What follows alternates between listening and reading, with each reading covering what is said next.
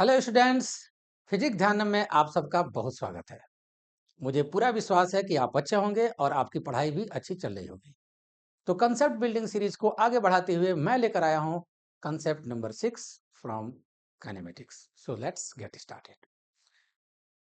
यहां पर ग्राफ से पता चल रहा है कि एक्सेलरेशन टाइम ग्राफ है। और जरा ये स्टेटमेंट देखो, the acceleration of a particle varies with time as shown. Find an expression for velocity in terms of time and draw VT graph, velocity time graph. Derive xt and hence calculate the displacement of the particle in the interval from t is equal to 2 second to 4 second. मतलब कि हमें AT graph से VT graph बनाने हैं, फिर VT graph के बाद हमें xt मतलब x को डिस्प्लेसमेंट को टाइम के फंक्शन में निकालना है। तो पहले हमें यह देखना होगा कि हमें एक्सेलरेशन टाइम का जो ये ग्राफ है इसमें A as the function of T मतलब ए टी में क्या रिलेशन होगा, एक्सेलरेशन टाइम में रिलेशन क्या होगा। ये स्ट्रेट लाइन है, तो इसको हम थोड़ा सा स्पेस बनाते हैं और इसको ले आते हैं हम यहाँ पर। अब हम करते हैं, देखो ये इस स्ट्रेट लाइन का equation A is the function of T क्या होगा। देखो इसका स्लोप जो है कितना है, 2 है, 2/1 स्लोप पॉजिटिव है। और ये आपको पता है y इज इक्वल टू, एक होता है ना, आपको पता है y is equal to M X minus C. ये वाला देखो, ये नीचे सी इंटरसेप्ट है, इस टाइप का ग्राफ है।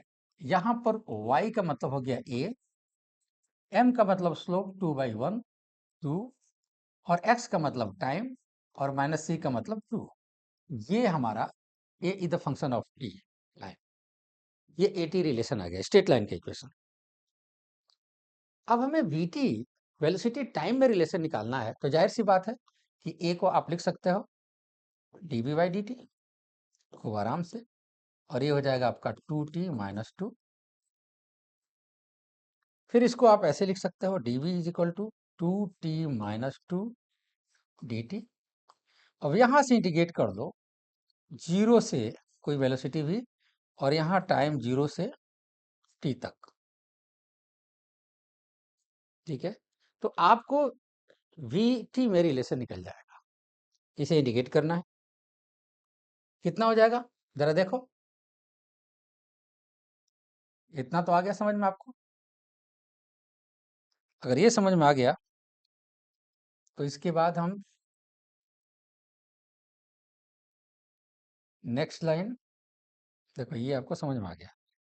इसके बाद क्या करना है, इसका डीवी का ये हो जाएगा v इज इक्वल टू इसका 2 इंटीग्रेशन करोगे 2t²/2 -2t, और ये आपका 0 से t तक,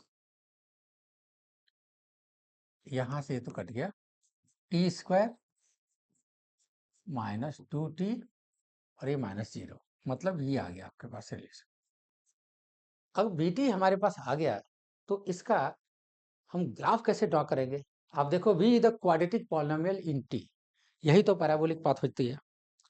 t में मैक्सिमम पावर 2 है और v लीनियर है। तो क्या होता है कि जब v the quadratic polynomial in t, इसका मतलब यह एक पैराबोलिक ग्राफ होगा। इसका ग्राफ कुछ इस तरह होगा, थोड़ा सा पैराबोलिक ग्राफ के बारे में अगर आप थोड़ा सा देखोगे, देखो यहाँ पर थोड़ा सा अगर आप आइडिया लगाओ vt में,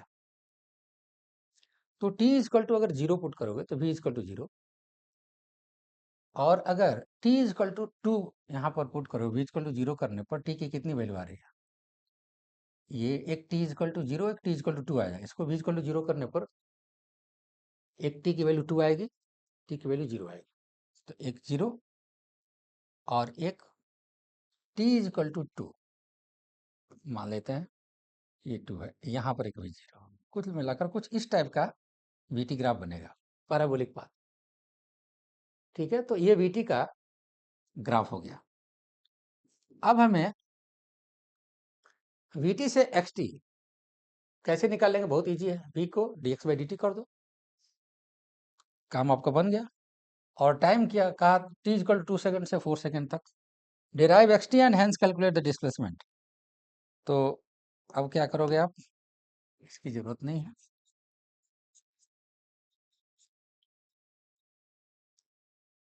इसको हम यहाँ लिख सकते हैं, इसको v को लिख सकते हैं dx बाई dt, और ये dt dx by dt, dt इधर चला जाएगा, तो T square minus 2t dt। यहाँ ये 0 से x डिस्प्लेसमेंट, यहाँ पर कह रहा है t इक्वल टू 2 सेकेंड से 4 सेकेंड तक, तो ये x इक्वल टू ये एक्सप्रेशन आ जाएगा।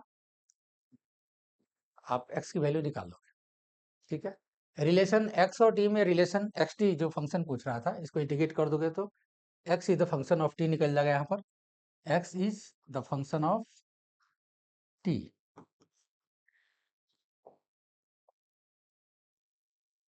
इसको आप लिख सकते हो ऐसा, ये x is the function of t। 2 और 4 जब रखोगे तो आप डिस्प्लेसमेंट निकल जाएगा 2 सेकंड से 4 सेकंड के बीच में। तो यही तरीका है इस तरह के क्वेश्चन को करने का। मुझे लगता है आपको समझ में आ गया होगा। तो आज के लिए इतना ही, कल मिलते हैं एक नए कंसेप्ट के साथ। तब तक take care, all the best.